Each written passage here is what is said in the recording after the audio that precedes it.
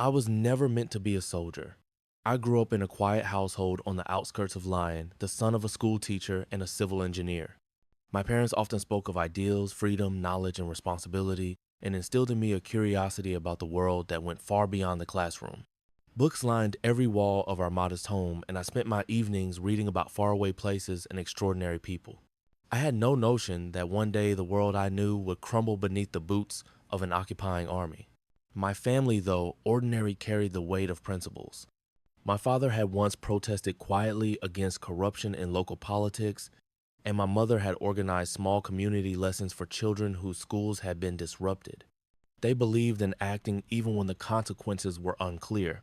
Their influence lingered even as the first whispers of war reached our city. I was 23 when the first soldiers marched through the streets, their uniforms, a chilling reminder that our lives were no longer our own. The first weeks brought fear, confusion, and a sense of helplessness I had never known. Families vanished overnight, neighbors disappeared, letters from friends carried news that twisted the stomach with worry. It was a sight that shattered any illusions of safety. I remember the day I saw a man dragged from his home simply for speaking his mind. I recall my own pulse racing, as I turned away heart pounding, yet feeling an unfamiliar spark of resolve. I knew in that moment that I could not stand idle while everything my parents had taught me and everything I believed in was being torn apart. The question was no longer whether I would act, but how. And as I watched the city fall into silence under the shadow of foreign boots, a thought began to take root. Perhaps even someone like me, someone with no training, no uniform, and no weapons could do something. Perhaps I could find others like me, and together we could build a resistance, however small, however dangerous, to fight back. It was in those first days of fear and uncertainty that the seed of what would become a secret movement was planted, an idea fragile but fierce, that survival and courage often require ordinary people to do extraordinary things. The city I had always known, the narrow cobbled streets, the small cafes where neighbors exchanged greetings, the riverbanks where children played, had begun to feel alien almost overnight. The occupying forces established checkpoints on every corner, and the once vibrant marketplaces became places of tension and suspicion. Soldiers with polished boots and blank stares patrolled constantly their presence, a reminder that nothing in our lives was private anymore. Curfews were imposed, curtailing even the simplest freedoms, and nightly raids left families trembling, unsure if they would see morning. I watched as familiar streets transformed into zones of fear, and I realized that the war was not just at the front lines, it had seeped into the very fabric of daily life. People whispered in hushed tones about those who had been taken in the night, never to return. Rumors spread like wildfire, feeding panic, neighbors accused of collaboration, friends disappearing, informants watching every move. The air itself seemed heavier, charged with uncertainty. Even those who tried to maintain a semblance of normalcy, selling bread, delivering messages, teaching in secret, lived with the constant knowledge that one wrong word, one careless glance could bring ruin. It was a city held hostage not by battles and explosions, but by fear, surveillance, and the invisible chains of oppression. For me, and for many like me, the shock was profound. I had grown up believing that reason and morality could guide human behavior, yet now I saw how quickly ordinary people could be forced into silence or complicity. The war's reach extended into every home, every relationship, every thought. And yet, in the midst of this small acts of courage, persisted a neighbor hiding food for a family in need, a teacher secretly passing along information about troop movements, whispers of defiance in locked rooms. These moments reminded me that resistance, though dangerous, was possible. That even in a city dominated by fear, the human spirit could endure and perhaps fight back. It was against this backdrop, the tension, the scarcity, the ever-present threat of violence, that my own resolve began to crystallize. Observing the slow erosion of trust, safety, and freedom, I realized that knowledge alone would not save us. Action was required, deliberate, and careful. And so in those early days of occupation, I began to look beyond survival, to imagine a clandestine network, a small group of determined individuals who might challenge the overwhelming force pressing down upon us. In the silence between curfews and checkpoints, in the shadows of occupied streets, the idea of a secret resistance took root, fragile yet insistent, ready to grow into something that could change not only our city, but perhaps the course of lives caught in the firestorm. Even as the idea of a secret resistance began to take shape in my mind, the dangers were immediately apparent. Every alley, every quiet corner, every familiar face could conceal a threat. The occupying forces had eyes everywhere. Soldiers, informants, and collaborators moved unseen, and one misstep could shatter not only my life, but those of everyone I cared about. I knew that to act, I would need not only courage, but cunning patience, and an unwavering commitment to secrecy. The weight of responsibility pressed heavily on me. Thoughts of my parents, my siblings, and the neighbors who had trusted me filled my mind constantly. How could I protect them while stepping into a world rife with peril? Each decision carried moral implications. Should I risk sending a message that could save some, but expose many? Could I justify the danger if the consequences spiraled beyond my control? These questions haunted me in the quiet hours, and yet, paradoxically, they strengthened my resolve. I understood that hesitation in such a time was tantamount to surrender.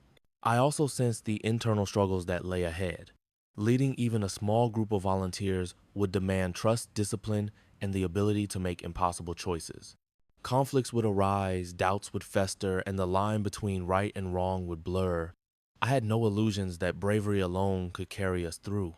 The coming days would test our humanity, our loyalty, and our very survival. Yet amidst the uncertainty, a spark of determination burned. I imagined the small victories we might achieve, a message delivered safely, a life spared, a community kept whole through quiet acts of defiance. These possibilities, though fragile, were enough to propel me forward. I realized that the firestorm consuming our city was not only a crucible of fear and destruction, it was also a proving ground for courage, ingenuity, and the unbreakable will of ordinary people pushed to extraordinary measures. And so as the night fell and the city around me whispered with tension and unease, I embraced the reality of what lay ahead. Danger, loss, and moral conflict awaited, but so did the chance to resist, to act, and to shape a destiny beyond the reach of oppression.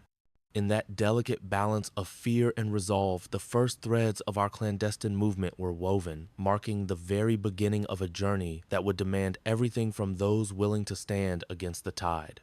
The first days of our clandestine efforts were a mixture of fear, exhilaration, and painstaking preparation. I had never imagined that my knowledge of local streets, hidden alleyways, and abandoned buildings would suddenly become vital for survival. Our initial task was deceptively simple: find a place where we could meet without drawing attention, a safe house for our secret gatherings. We settled on a damp basement beneath an old bookshop, its dusty shelves and the faint smell of parchment providing a quiet sanctuary from the ever-watchful eyes of the occupying forces. Every creak of the floorboards, every distant footstep reminded us that discovery could come at any moment. Recruiting allies proved to be as delicate as choosing the location. I reached out only to those I knew implicitly, neighbors who had shown courage in small acts, friends who had silently protested injustices, colleagues who shared the same sense of urgency. We developed subtle signals, a mark etched on a doorframe, a seemingly innocuous phrase in conversation, a book left in a window. Trust was currency, more valuable than gold. One misstep, one misplaced word could unravel everything we had painstakingly built. Training ourselves became an exercise in improvisation and resourcefulness. We practiced moving silently through shadowed streets, hiding letters and supplies in hollowed-out objects, and delivering messages without leaving a trace. Nights were our classrooms. The darkened city became our tutor, teaching lessons in patience, caution, and observation.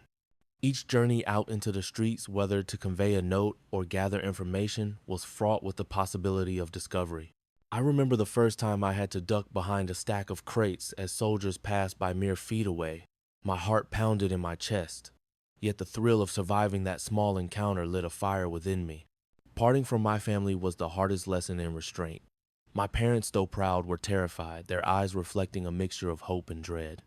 We exchanged letters that were more than words. They were lifelines, reminders of the life we risked for and the bonds we could not afford to sever completely.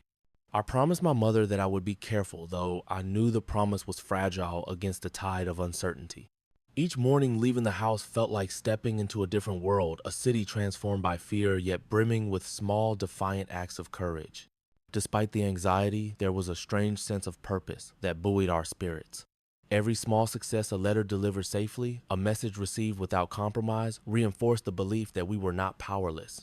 The first days were about more than movement and secrecy.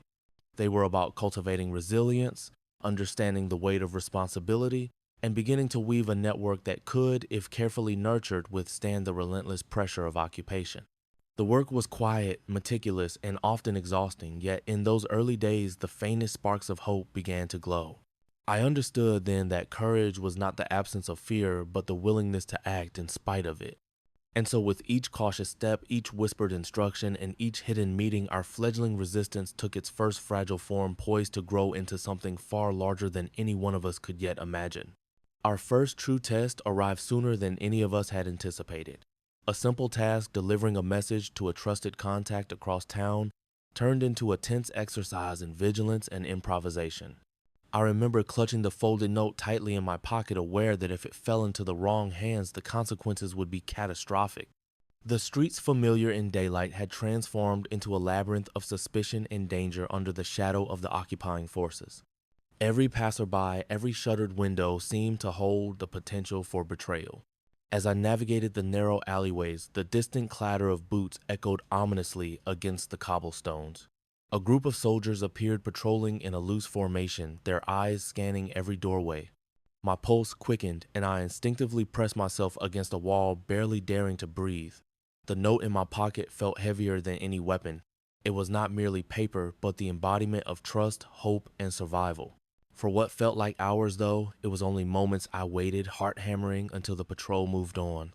The relief was instant, yet fleeting. We knew that danger was never far away. Upon reaching the safe house, I found my fellow operatives already tense, scanning the streets outside the windows. Their eyes met mine with unspoken questions. Did anyone see? Were we compromised? We shared hurried whispers, recounting the passage through the city, analyzing each risk, each close call. It became clear that even the smallest oversight could unravel weeks of planning. That day, I realized that fear was not an adversary to be defeated, but a companion we had to negotiate with, an ever-present reminder of the stakes at hand. The historical context only intensified the tension.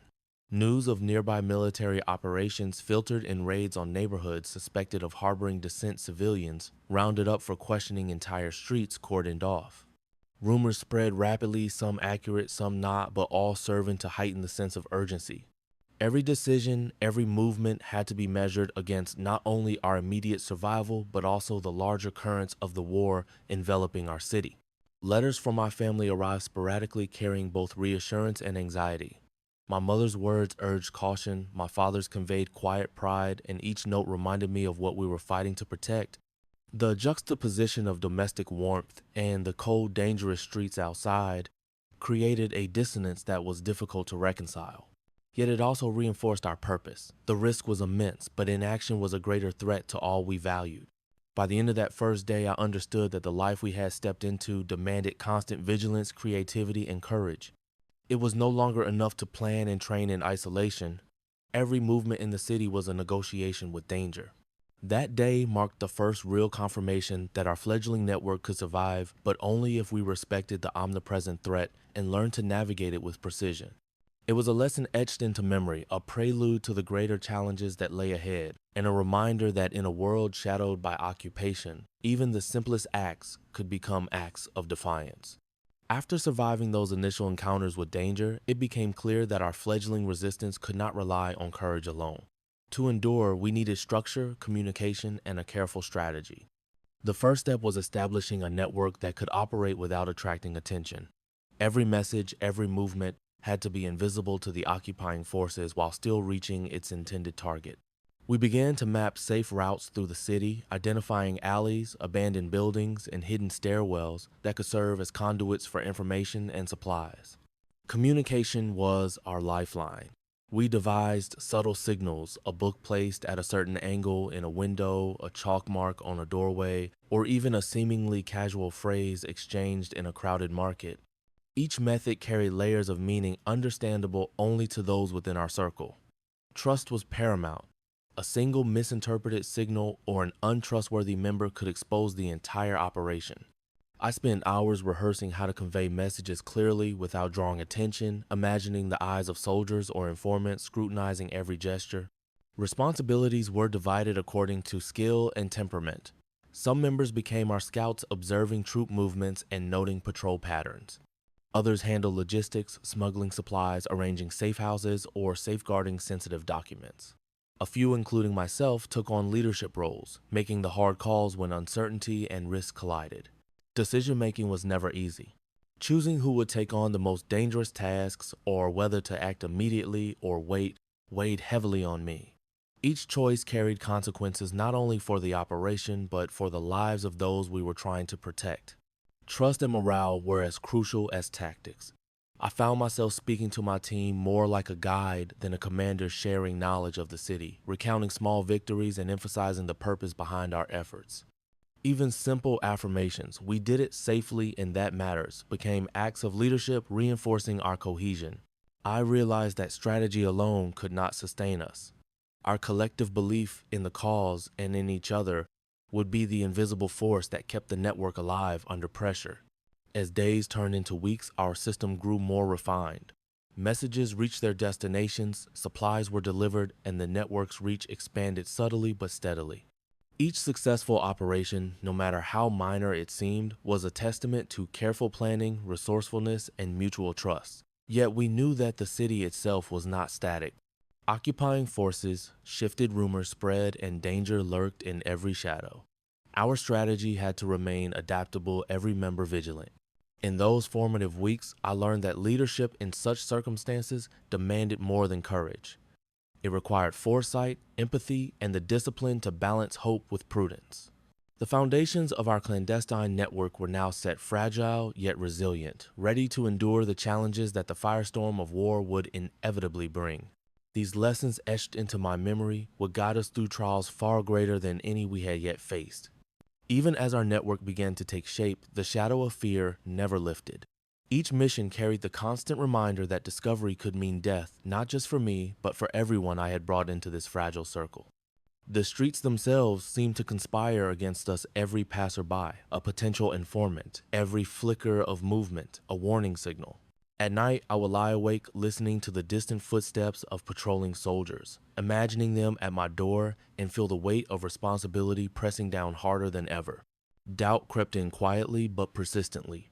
Could I trust all my allies implicitly? Was someone even unintentionally leaving breadcrumbs that could unravel weeks of careful planning? Questions like these gnawed at the edges of my mind, and I found myself examining every interaction, every whispered conversation, every handoff of a letter. The very trust that had enabled our network to form now demanded constant vigilance and scrutiny. It was a delicate balance. Suspicion could destroy morale, yet naivety could destroy lives. Moral dilemmas became an unavoidable companion. There were moments when the path forward was not clear. Should I risk a dangerous mission to save a single life, knowing it might expose dozens of others? Could I justify the potential casualties when the stakes were so high? These were decisions that no manual could guide, choices that weighed on me long after the night had passed. I began to understand that courage alone was not enough. Leadership required the cold clarity to act in the face of impossible trade-offs.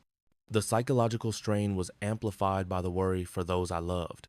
Every time I ventured into the city, I imagined the consequences. If something went wrong, what my parents or siblings would face, how friends in the network might suffer. The burden of protection was immense. Yet, paradoxically, these fears also fueled determination. The risk was real, the stakes were grave, and yet I could not turn away. In confronting fear, doubt, and moral ambiguity, I found a deeper understanding of what it meant to resist, to lead, and to act when ordinary rules no longer applied. By the end of these early days, I realized that the crucible we had entered was forging more than just a network. It was shaping character, revealing the boundaries of courage, loyalty, and conscience. Each challenge, each agonizing decision, each encounter with the unknown was teaching me that the fight was as much internal as it was against the occupying forces. The lessons learned in these moments of fear and moral uncertainty would prove indispensable in the trials yet to come. By the time several weeks had passed, the first tentative steps of our resistance had begun to coalesce into something more deliberate and structured. I could feel a subtle shift within myself. The fear and uncertainty that had dominated our earliest days were gradually being tempered by experience, judgment, and the knowledge that careful planning could save lives. Every mission, every hidden message, and every close encounter had left an imprint, teaching me lessons that no book or classroom ever could. I learned the importance of adaptability. Plans would inevitably fail, patrols would change routes, informants would appear unexpectedly. To survive, we had to be fluid, ready to abandon one strategy and implement another with precision. I also came to appreciate the weight of trust, not just in the people around me, but in the networks we had built and in our collective ability to make sound decisions under pressure. Leadership was no longer an abstract notion. It was a daily responsibility, a balance between decisiveness and empathy, action, and patience. Morale became as crucial as tactics, encouraging the team, sharing even small successes, and reminding each other of the purpose behind our risks created cohesion and resilience. I realized that courage was contagious, that the confidence of one could bolster the resolve of many. Our fledgling network, though still fragile, had begun to function with a rhythm, a silent understanding among members that each act, no matter how minor, contributed to something far larger than ourselves. Looking ahead, I understood that the path we had chosen would only grow more dangerous. The occupying forces were relentless, and the city itself was a labyrinth of surveillance, suspicion, and sudden violence. But for the first time, I felt a measure of readiness. We were no longer novices fumbling in the shadows. We were a coordinated, cautious, and committed group prepared to face the trials that lay ahead.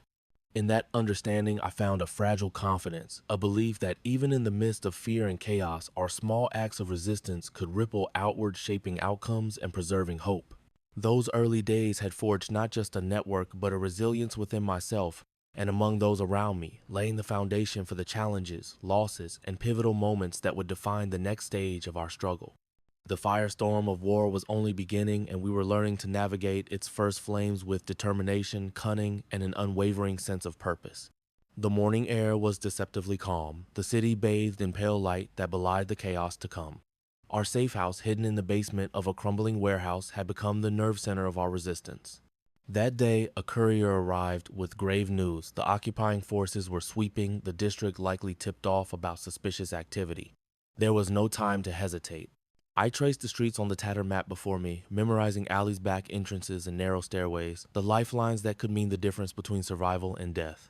Without warning, the attack began. Soldiers stormed into the streets, their boots pounding like drums, and gunfire shattered the fragile morning calm. Smoke curled from shattered windows, the smell of cordite and dust thick in the air. I shouted instructions, urging our group to scatter, find, cover, and protect civilians trapped nearby. My hands shook, yet my voice carried authority. Each decision had immediate consequences. One misstep could be fatal. The narrow alleyways became a deadly maze. Debris, overturned carts, and abandoned vehicles offered scant protection. A young recruit froze as a bullet tore past his eyes wide with terror. Without thinking, I grabbed him and yanked him behind a stack of crates. His breathing was ragged, and I could see the raw fear mirrored in my own reflection. In that instant, leadership became tangible. It was the responsibility for every life entrusted to me, the burden of every choice. Then came the first true loss. A comrade I had relied on since the earliest days of our movement was caught in the open. I watched helplessly as he felt his life extinguished in a heartbeat. Grief and guilt collided with the necessity to survive. There was no time to mourn. Each second demanded action. That moment etched itself into my consciousness, a permanent reminder of the cost of resistance. Despite the chaos, our careful preparation saved lives. Routes, we had rehearsed signals, we had devised, and makeshift barricades allowed some of us to regroup. We huddled in a shadowed alley, tending to the wounded, catching our breath and exchanging whispered updates. Even in exhaustion and fear, a flicker of hope remained. Each act of bravery, each narrowly avoided disaster reminded us that resistance, though perilous, was possible. By nightfall, the streets were silent, littered with debris and echoing memories of gunfire. The city bore the scars of battle, and so did we. The weight of leadership pressed heavily upon me, the responsibility for lives saved and lost. Yet, amidst the devastation, one truth emerged clearly. Our resistance, though battered and bloodied, had survived its first trial. That day marked the beginning of a journey that would test our courage, resilience, and humanity in ways we could scarcely imagine. The echoes of gunfire had barely faded when the weight of our losses became painfully clear. Faces I had come to trust, comrades who had stood beside me through the early days of our resistance, were now absent, some injured, some captured, some never to return. The reality of war struck harder than any bullet. I wandered through the streets, checking on each survivor, my heart heavy with guilt and sorrow. Every life lost felt like a personal failure, a burden I could neither escape nor ignore. I could not stop thinking of the young recruit, barely 17, whose hand I had gripped just hours before, now trembling in shock and grief. He had witnessed death for the first time, and I could see the fear etched deep into his eyes. The sense of helplessness gnawed at me, a reminder that courage alone could not shield us from tragedy. Yet, even in despair, I understood that dwelling on the loss would be fatal. We had to move to regroup to survive. Our mission depended on resilience, even when the cost was measured in human lives. The impact of that first battle extended beyond the physical. Each casualty forced me to confront the harsh realities of resistance. Decisions carried consequences that could not be undone. I had to reconcile my ideals with the brutal arithmetic of survival. Was every life lost justified by the potential good we could accomplish? Could I bear the weight of future decisions, knowing that each choice might demand more sacrifice? These questions haunted me, challenging the romantic notions of heroism I had once held. Civilians, too, bore the scars of our confrontation. Homes were destroyed, families frightened, and rumors of reprisals spread rapidly. The city's fragile morale trembled under the combined pressure of occupation and resistance. I felt the tension in every alleyway, every shuttered window, every whispered conversation. The line between protecting the population and exposing them to danger blurred with each action we took. Leadership, I realized, was not merely directing operations, it was navigating an unending moral labyrinth where right and wrong were constantly tested. By the end of the day, the full consequences of our first engagement were undeniable. We had survived, yes, but survival came at a staggering price. Pain, grief, and uncertainty hung over us like a dense fog. Yet, amid the sorrow, a grim determination emerged. The battle had taught us valuable lessons: the importance of coordination, the necessity of caution, and the unforgiving nature of the path we had chosen. Every wound, every loss, every fear sharpened our understanding of the stakes. In that moment, I realized that the firestorm of war was more than the clash of bullets and bombs. It was an internal struggle, a test of resolve, ethics, and endurance. The losses we endured were permanent, but they forged a hard-earned wisdom. I knew that the coming days would demand even greater courage, and that our choices, painful as they were, would define not only our survival but the very essence of what it meant to resist. The chaos of the streets was far from over. During a routine reconnaissance mission, I felt a searing pain in my side as shrapnel tore through my jacket and grazed my flesh. The world narrowed to a hot, burning line across my ribs, and the dizzying awareness that I could not breathe freely. My vision blurred, and every step became a careful negotiation with pain. I stumbled into a shadowed doorway, pressing my hand against the wound, praying silently that the injury was superficial. But the deeper reality gnawed at me. In this war, every mistake, every moment of vulnerability could be fatal. Before I could regain my footing, a patrol rounded the corner. My heart sank. I froze, trapped between my injury and the approaching soldiers. Their rifles raised, eyes cold and calculating. I knew escape was no longer an option. The minutes that followed were surreal. My body ached, my chest heaved, and my mind raced with possibilities: deception, surrender, survival. When they seized me, I felt the heavy weight of inevitability. Hands bound, forced into the open, I met the stares of those who had already lost everything. Fear and humiliation coursed through me in equal measure. The captors did not speak kindly. Thrust into a dimly lit holding cell, the walls damp and unwelcoming, I was left to confront the stark reality of my situation. Interrogation was methodical and cold. Questions were sharp, probing for names, locations, and the structure of our network. I felt a pull of panic, the temptation to say something, anything to end the torment. But deeper still, a steely resolve rooted itself in my consciousness.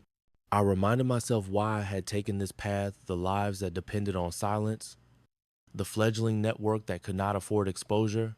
Pain, hunger, and fatigue became my constant companions. Hours stretched interminably as I grappled with uncertainty. Would my comrades risk a rescue? Would my absence unravel our plans? And in the quiet moments, I was forced to confront a harsher truth. War was not kind, nor was it fair. Injuries, capture, and death were not abstract threats. They were lived realities shaping every decision, every fleeting hope. Yet even in that oppressive darkness, my mind refused to surrender. I plotted small strategies, memorized the sounds of the guards' footsteps, the layout of the cell, the rhythm of the building. I reminded myself that survival was more than physical. It was mental, a test of endurance, patience, and ingenuity. Every heartbeat, every measured breath became an exercise in resilience. By the end of that first night in captivity, I understood something profound. Being wounded or captured did not erase the resistance, it reshaped it. The lessons were cruel, etched in pain and fear, but indispensable. I emerged from that experience physically battered but mentally sharpened with a deeper comprehension of the stakes and a renewed determination.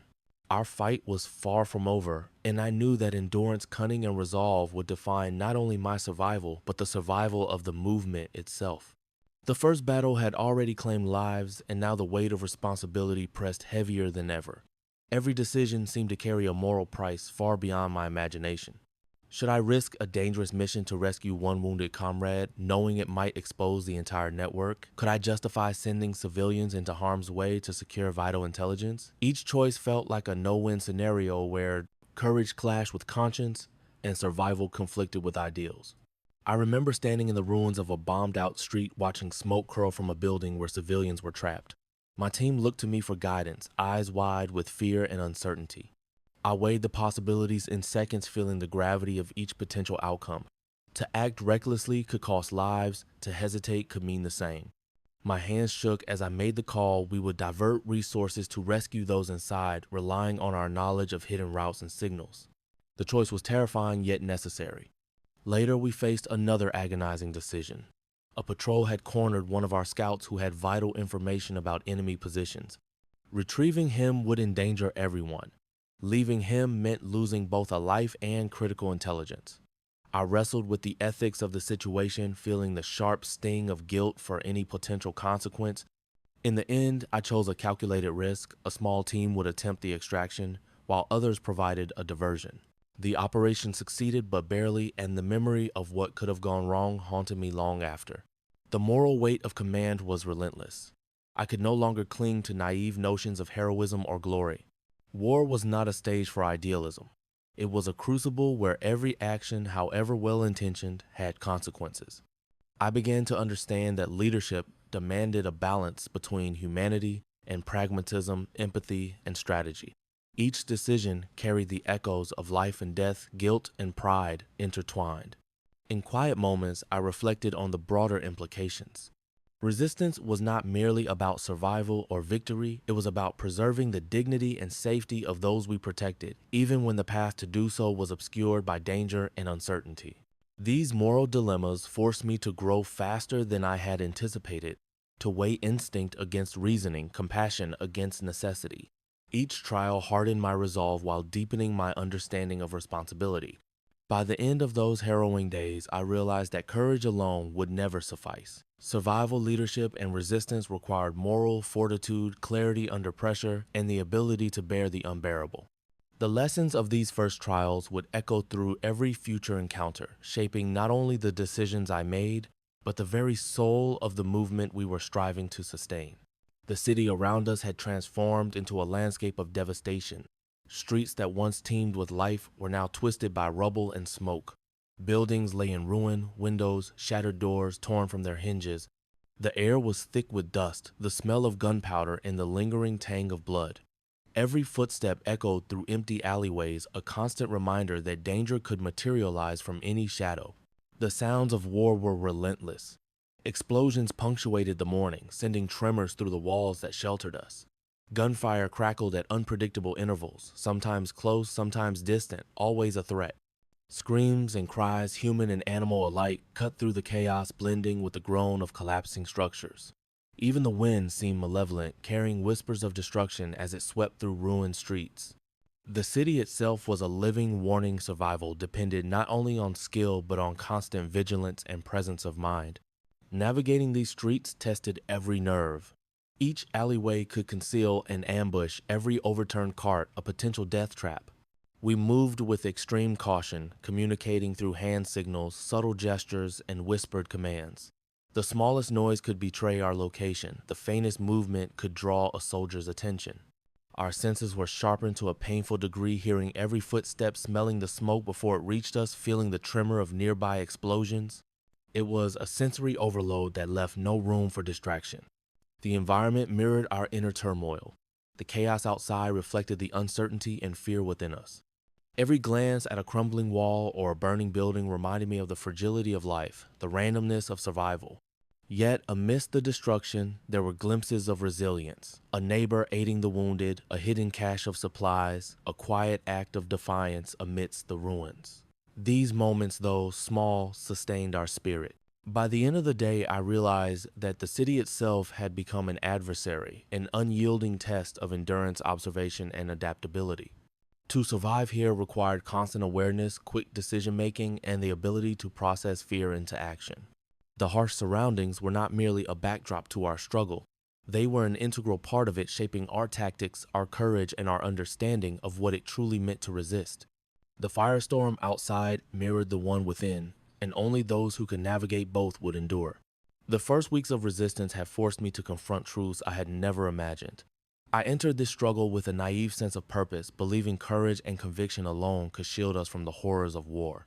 But the firestorm of bullets, loss, and moral dilemmas shattered any illusions. Each encounter left its mark not only on our bodies, but on our minds. I felt the weight of every life lost, every injury suffered, every decision that could have gone wrong. I began to see war in a new light. It was no longer an abstract concept, a distant series of battles reported in newspapers. It was immediate, visceral, and unforgiving. Decisions that once seemed simple now demanded careful consideration of human cost. Saving a single comrade could endanger dozens. Delaying an action might protect civilians but expose our network. Every choice was a balance of risk and responsibility, a calculation that never ceased to haunt me. Yet amid the fear and guilt, a quiet resilience emerged. I realized that leadership was not just about strategy or courage, it was about understanding the human condition under pressure. I had to temper my ideals with pragmatism, compassion, with decisiveness. Trusting my instincts became as vital as following any plan. I learned to read the subtle signs of my teammates' morale, to recognize the unspoken fears and hopes that guided their actions. Leadership, I discovered, was as much about empathy as it was about authority. This awareness reshaped my view of resistance itself.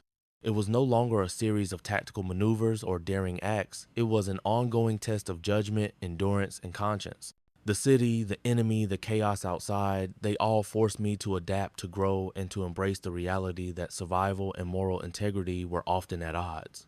Each harrowing moment refined my understanding of sacrifice, courage, and the fragile balance between hope and despair.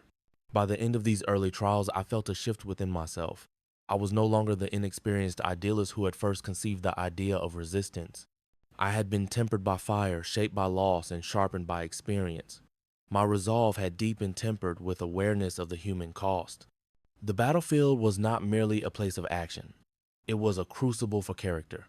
And as I prepared for the challenges that lay ahead, I carried with me the lessons learned, not only about strategy and survival, but about the depth of resilience and the cost of conscience in a world consumed by war. The aftermath of our first major engagements left us battered both physically and mentally, but it also revealed lessons we could not afford to ignore.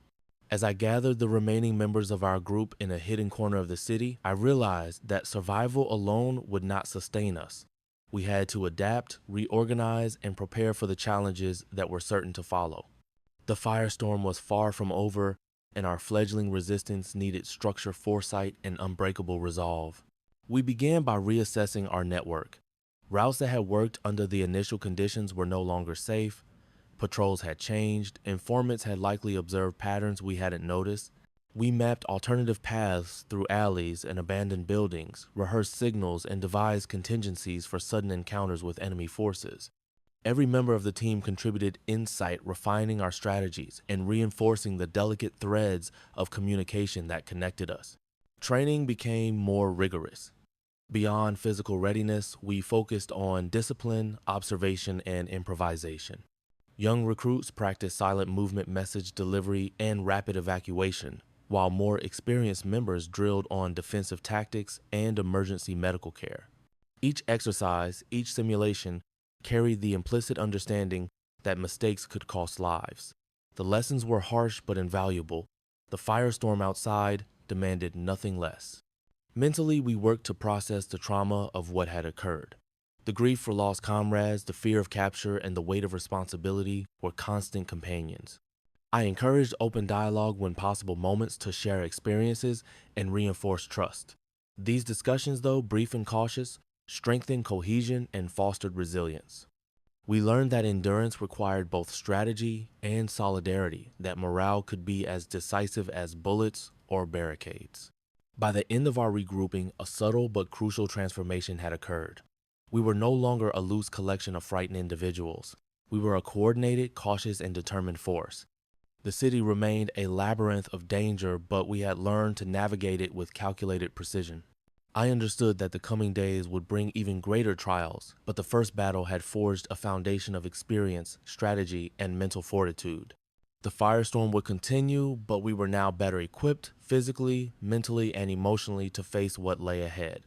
As night fell over the shattered city, I allowed myself a moment to reflect.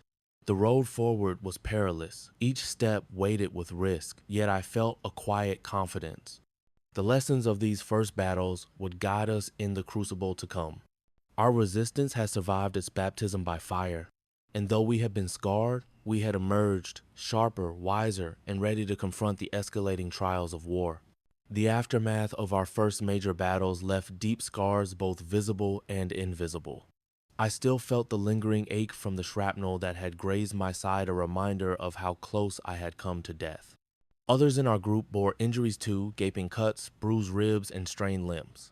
With medical supplies scarce, we improvised bandages from scraps of cloth, cleaned wounds as best we could, and prayed against infection. Each step, each movement was a reminder that survival was fragile, balanced on the edge of care and chance. Yet the physical pain was only part of the burden. The mental toll weighed heavier. I woke in the dead of night, heart racing, recalling the screams of comrades and civilians caught in the crossfire.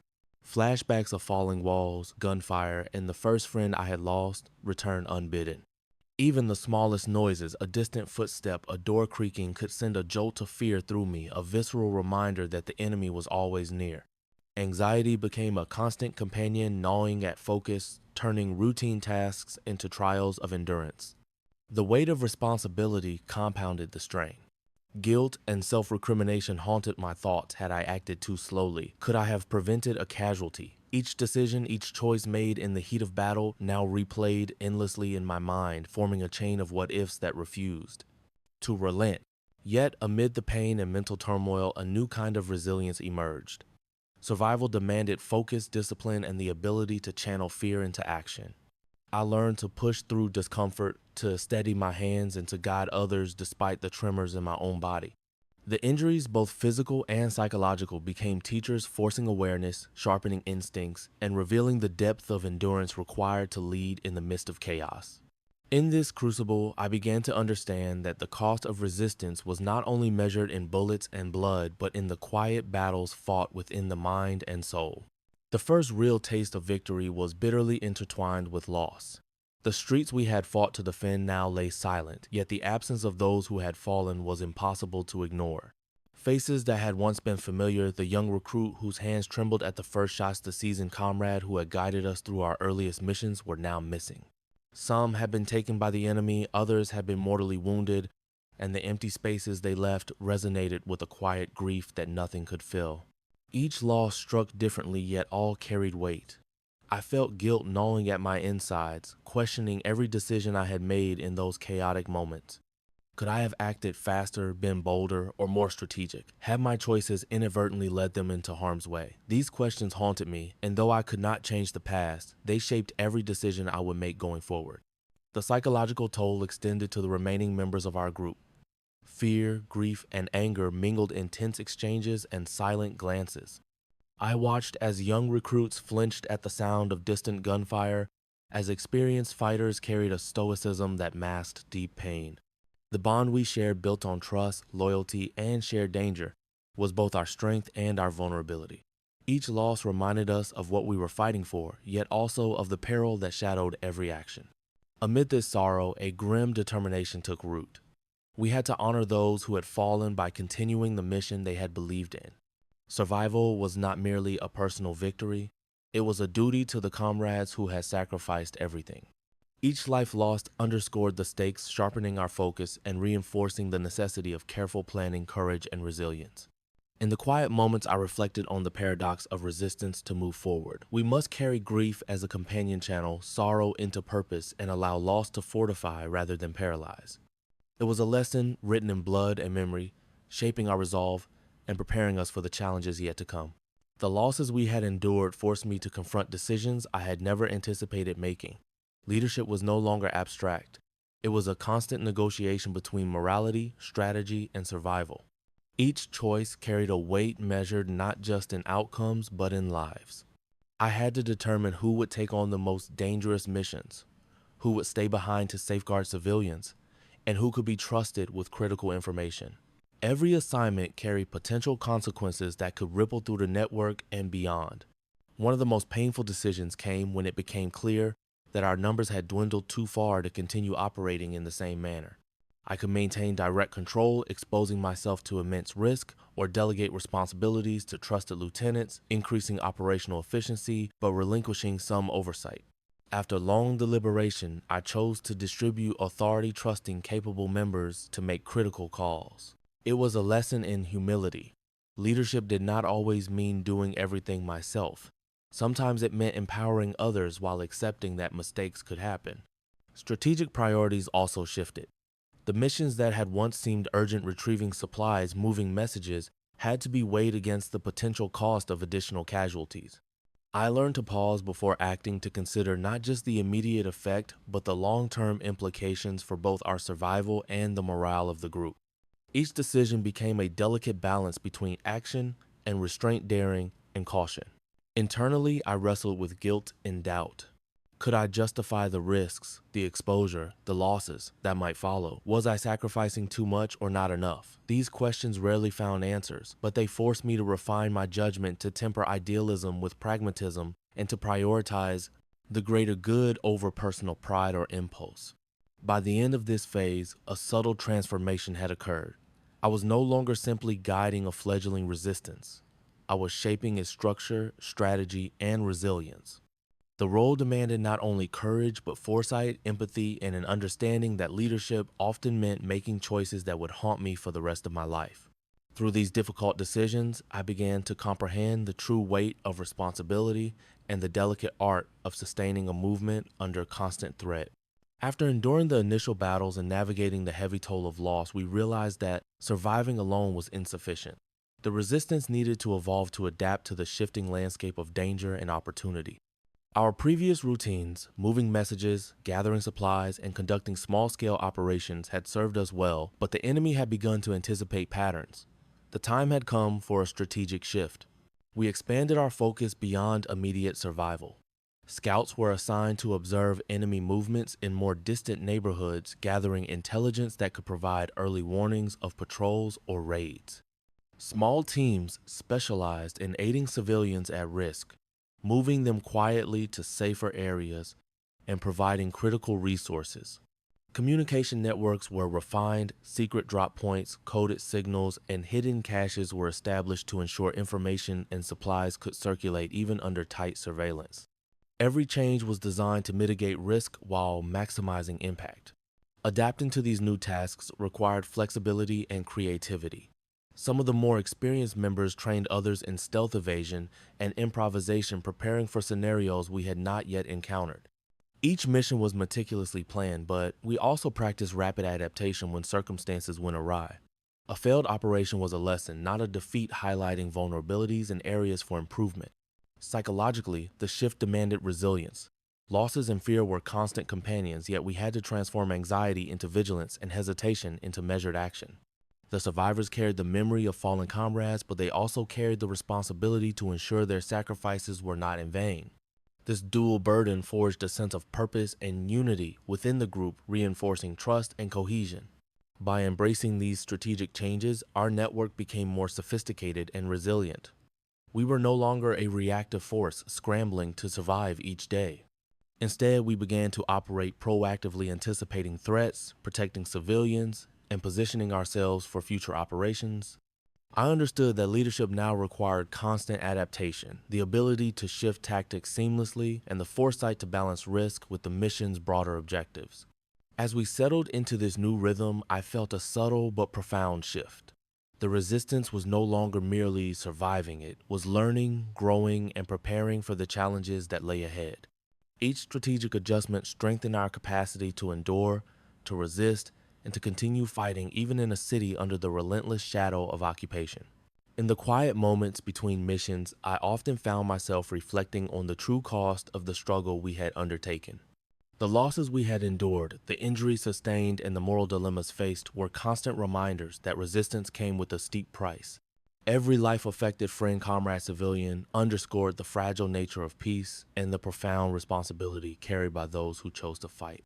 I thought often of the city as it once was, streets alive with laughter, markets bustling with trade children playing freely. That world had been shattered, yet it existed in my memory as a symbol of what we were striving to protect. The contrast between the life we had known and the firestorm that surrounded us sharpened my understanding of the value of freedom and the irreplaceable nature of peace. It was no longer a distant ideal, but a tangible goal worth every calculated risk, every moment of sacrifice. The responsibility of leadership weighed heavily on me. Each decision, from the allocation of tasks to the ordering of risky operations, carried consequences that extended far beyond our immediate group. I had to consider not only the success of the mission, but also the welfare of those under our protection. The burden was relentless, yet it forged clarity of purpose. Survival and resistance were inseparable from the duty to safeguard lives wherever possible. These reflections also brought personal growth. I recognized that courage was not the absence of fear, but the deliberate choice to act despite it. Leadership required not only strategic acumen, but also empathy, foresight, and an understanding of the human cost of every action. The firestorm had tested the limits of endurance, and in doing so had revealed the depths of resilience that were necessary to endure and to guide others through the chaos. As I looked toward the future, I understood that the struggle would continue, that more decisions would demand both courage and conscience. Yet, I also knew that the lessons learned, the balance of action and responsibility, the clarity of purpose forged through loss, would serve as a compass. The fight was not only for survival or vengeance, but for the enduring value of life, peace, and freedom. Holding these truths close, I prepared for the next stage, determined that the sacrifices made thus far would honor both the fallen and the promise of a future worth defending. The day the guns fell silent, a strange calm settled over the city. The ruins that had once been streets, homes, and marketplaces seemed almost surreal in their stillness. I walked through the familiar alleyways now devoid of patrols and gunfire, feeling a mixture of relief, exhaustion, and an unexpected emptiness. The war that had dominated every thought, every breath, and every heartbeat was over, yet its echoes lingered. Returning to my family, or what remained of it, was both a blessing and a burden. Embraces were tentative smiles, cautious, and words often inadequate to express the relief and sorrow entwined within us. We had survived, yet survival carried its own weight, the knowledge of comrades lost, neighborhoods destroyed, and lives forever altered. I found myself haunted by the memories of those who would never return, even as I tried to celebrate the freedom that had been won. Though the external threat had vanished, I recognized that the journey of resistance had changed me irreversibly. The courage, the decisions, the sacrifices, it all became a part of who I was. I realized that peace was fragile, and the lessons learned in the firestorm would shape my every choice moving forward. The war had ended for the city, for the streets, and for the occupying forces, but for me, the battle of memory, reflection, and rebuilding had only just begun. Even after the guns fell silent, the battle did not end within me. Nights were restless, haunted by the echoes of gunfire and the faces of comrades lost. Sleep came in fitful fragments, and waking hours were often shadowed by an undercurrent of anxiety. The constant vigilance that had been necessary for survival had left a permanent imprint. Even in safety, I found myself scanning for threats, flinching at sudden sounds, and grappling with memories too vivid to ignore. Physically, the war left its mark as well. My graze wound had healed, but the pain lingered, a stubborn reminder of the fragility of life. Others bore scars, both visible and hidden bruises, burns, and the lingering fatigue that no rest could fully alleviate. The strain of long months and constant alertness had weakened our bodies, yet paradoxically strengthened our resolve. These consequences were not merely personal. They shaped how I engaged with the world, with my comrades, and with the responsibilities of leadership. I understood that survival came at a cost, one measured not only in the bodies of the fallen, but in the lasting weight of memory, fear, and endurance. Though the city breathed freely once more, the lessons and scars of war remained inseparable from my identity and the story of our resistance. In the quiet aftermath, I often found myself reflecting on the price we had paid. The faces of fallen comrades, the fear and courage of those who survived, and the countless civilians whose lives had been touched by our actions all lingered in my mind like ghostly reminders of the stakes we had faced. Each loss carried its own story, each act of bravery a testament to resilience and shared purpose. I realized that remembering these sacrifices was not merely an act of mourning, but a responsibility. Their courage had paved the way for freedom, and it was incumbent upon those of us who survived to honor their memory through action, vigilance, and the careful preservation of history. Forgetting would be a betrayal, as would taking the lessons of their sacrifice lightly. Responsibility, I came to understand, extended beyond the battlefield. It encompassed leadership, the ethical choices made in the heat of combat, and the care of those still living. Every decision, every command carried the weight of potential life or death. The war had taught me that true courage was inseparable from conscience, that survival without reflection risked erasing the very humanity we fought to protect. In carrying these memories forward, I accepted that the battle was not solely against an external enemy, but also against forgetfulness and apathy.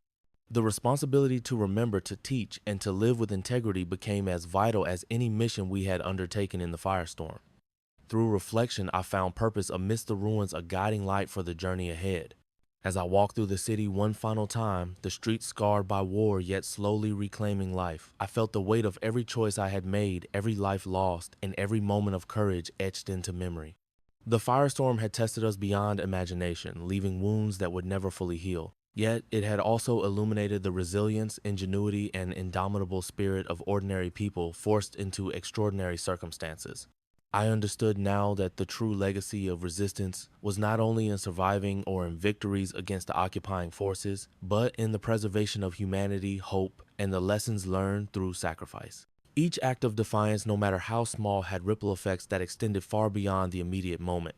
The memories of comrades, civilians, and the countless quiet acts of courage became guiding stars, reminding me that even amidst destruction, meaning could be found. The war had ended, but the responsibility to carry its lessons forward remained. Peace, freedom, and dignity are fragile, easily lost if forgotten.